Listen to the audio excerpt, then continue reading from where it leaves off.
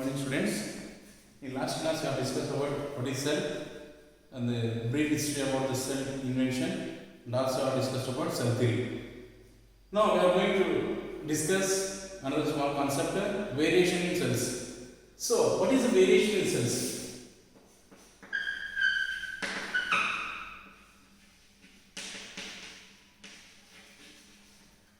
So if you observe the cells of different organisms, they shows variation. In what way they are showing variation? So the cells are of all the organisms, whether it is microorganisms or huge organisms, the cells are showing the variation in the number.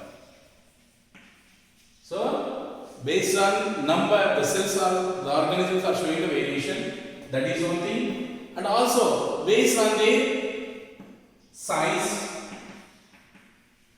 Size also different from one cell to another cell, and also we can see that shape of the cell is also showing the difference from one organism to another organism. So this is what variation we are going to discuss. Now number. So based on number, the organisms are classified into two types. So on what based? Based on number of cells. On what based? Based on number of cells, the organisms are classified into how many types? Two types. What are the two types of classification? Number one, unicellular organism. So here uni means single. Uni means what is the meaning? Single. And another type is multicellular. So what is multicellular? Multi means many.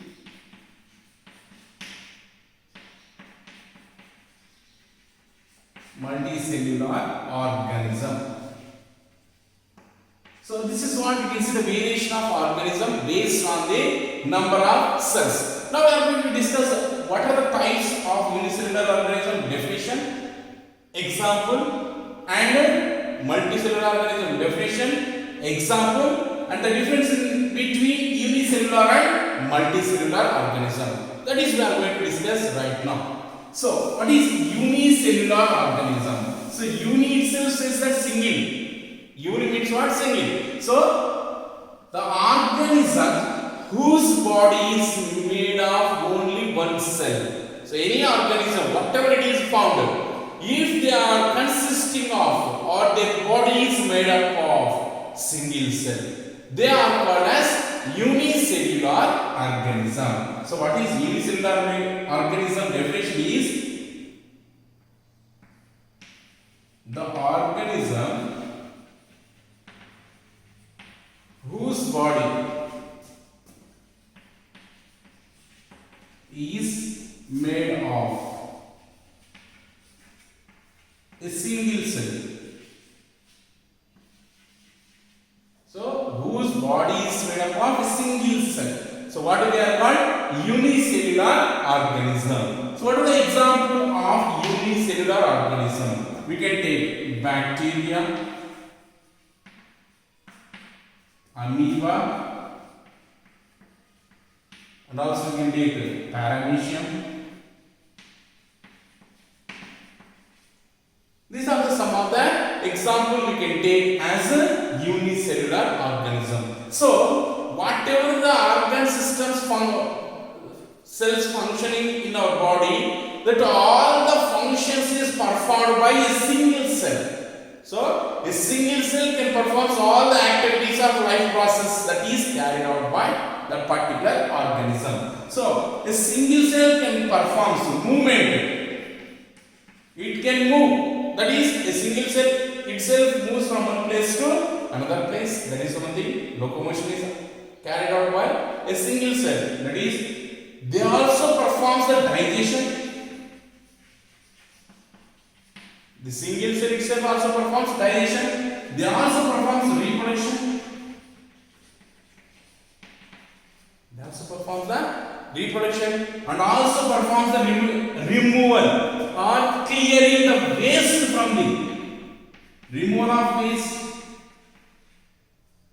removes waste from the cell.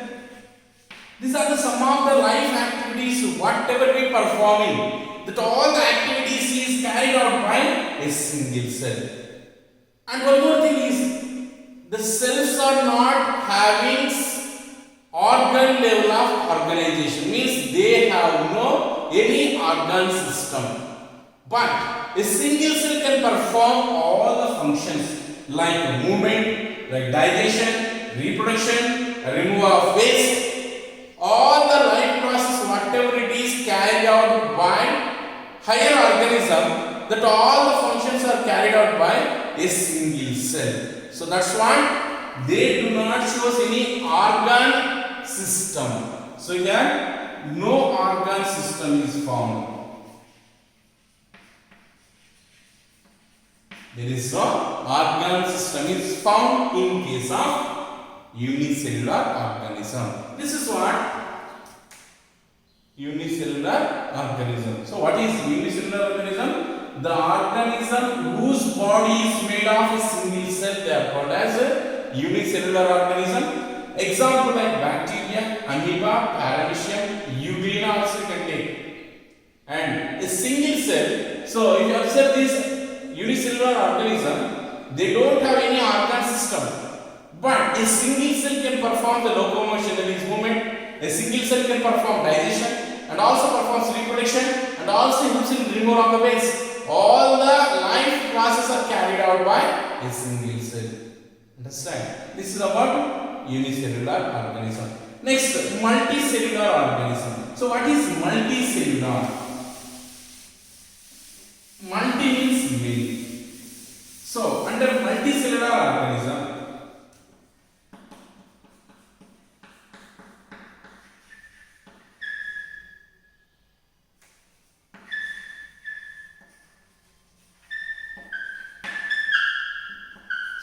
multicellular organism means the organism whose body is made of many cells. And what they are called? Multicellular organism. So the organism whose body is made of many cells. Many cells. So any organism, if they are consisting of more than one cell, they are called as multicellular organism. So these multicellular organisms, plants and animals, all the animals, whatever it is found either in water, either it is found on land, in desert, in forest areas, in polar region, any part of the earth, the organisms that are having more in number of cells, they are called as multicellular organism. What do they are called? Multicellular organism. So we can take plants an example or the best example. So plants, any plant, there is no particular this plant only for multicellular. Any plant which is found either in water, either on land, in forest region, in desert region, or in polar region, any part of the earth, that plant is called as multicellular. And animals also, any animal that is found any part of the earth, they are called as multicellular organisms. So this is what the examples. And if you observe the multicellular organisms, they are showing that organ level of organization. So what is organ level of organization? For each function, our body is consisting of different organ system. Means we have different organ system. What is organ system? For performing or for doing function, our body is made up of different parts. Each part is playing a key role in particular function. For example, if you take stomach, what is it of the stomach? That is digestive system. Digestive system helps in digestion of the food. And what is the use of the heart, blood? They are comes under transport system. What is the use? They helps in transportation of the nutrients, minerals through the blood. That is important. And what is the use of the lungs? Lungs helps in the exchange of gases from atmosphere to the body, from body to the atmosphere. This is what organ level of organization. That is we have. That is higher organisms, multicellular organisms. They have organ level of organization. That is they consisting of organ system. They have different organ system.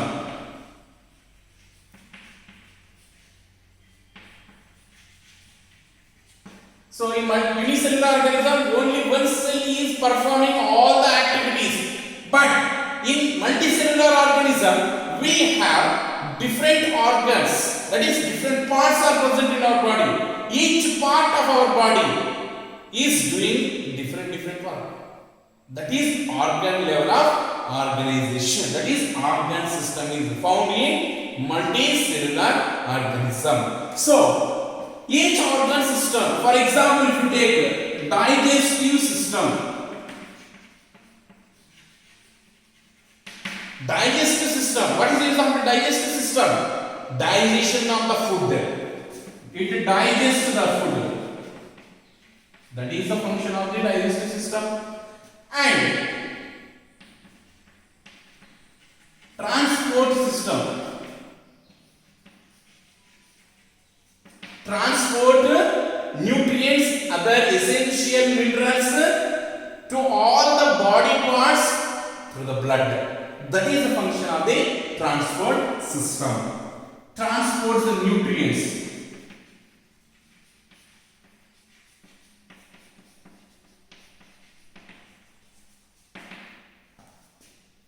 Kidneys, excretory system.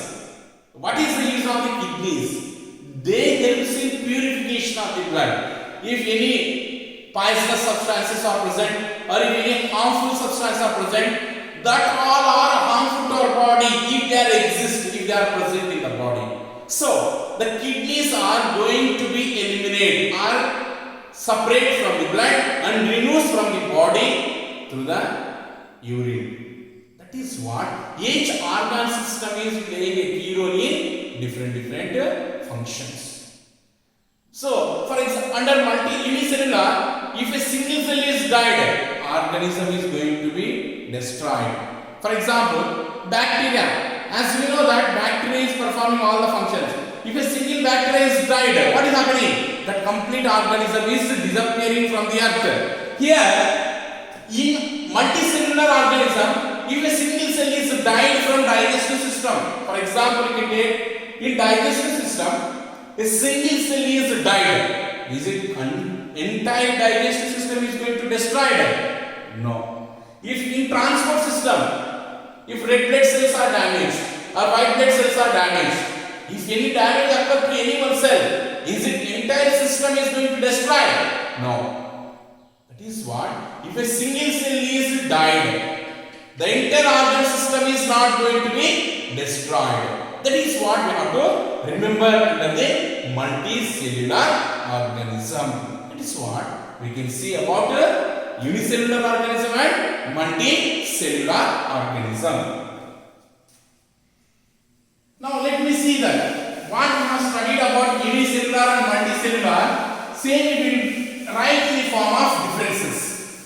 So under differences between unicellular and multicellular organism.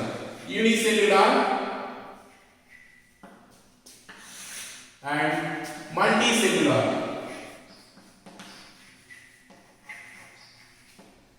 So under unicellular and multicellular, as we know that these are made of single cell. These are made up of single cell. And what about here? These are made up of many cells.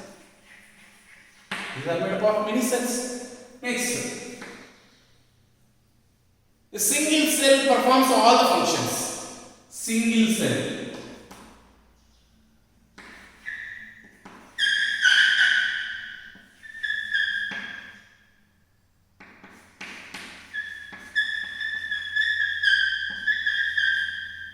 All the functions.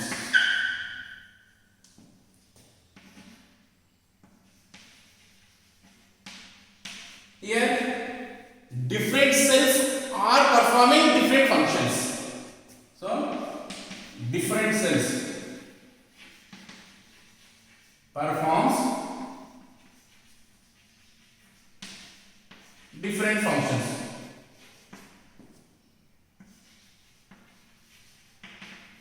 That is what? If single cell died, organism is going to die. Single cell died.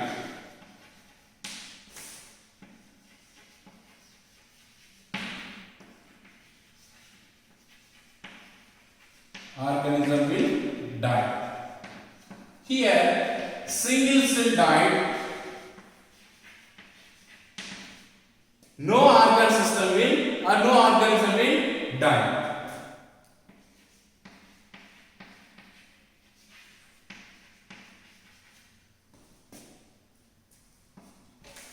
Organism will not die. Here, they don't have any organ system. No organ system. Then what about here? They have different organ system.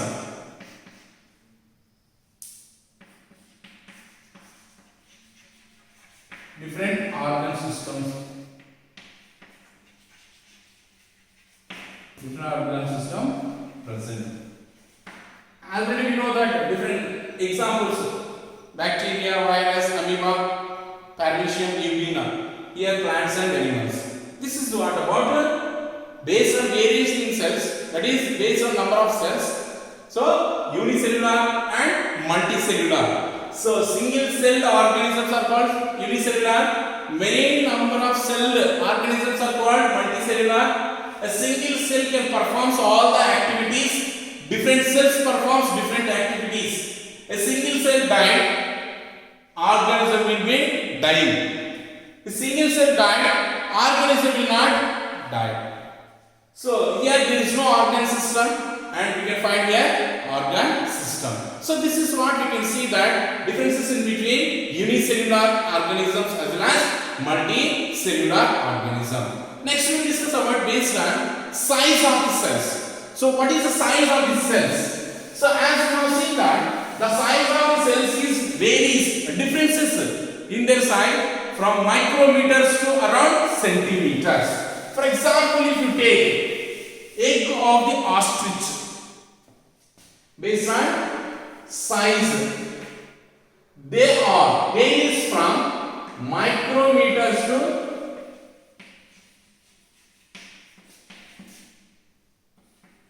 centimeters. This is what we can see, the variation in size of the cells. For example, if you take ostrich bird, as we know, which is biggest bird which do not fly. So ostrich egg, which is largest egg. So which is measures around 170 millimeters in length and 130 meters in width. This is what we can see, that ostrich egg is the biggest egg on the earth. Next, nerve cell. Nerve cells of animals. It is the longest cell in our body, and which measures around 1 meter. 1 meter measures 1 meter in length. And we can take red blood cells, RBC, red blood cells. That is RBC, which are measures around 7 micrometers to 9 micrometers. And the bacteria, which are measured around 0.1 micrometers to 0.5 micrometers. This is what we can see, that the size of the bacteria or whatever these cells are present, they are showing different in size. This is what we can see, that all the cells of different organism is not same in size. They are showing variation in their size. This is what, based on size, they are measured from micrometers to centimeters, and some of them also we have seen that The nerve cell they measured in meters. Ostrich measures 170 in length and 130 in width. Nerve cell which is measured and longest cell in our body and which is around 1 meters in length, and red blood cells, those are measured around 7 micrometers to 9 micrometers, and bacteria or microorganisms they will be measured around 0.1 micrometers to 0.5 micrometer. This is what about variation cells based on number of cells and based on size, based on shape of the cells. We will continue next class.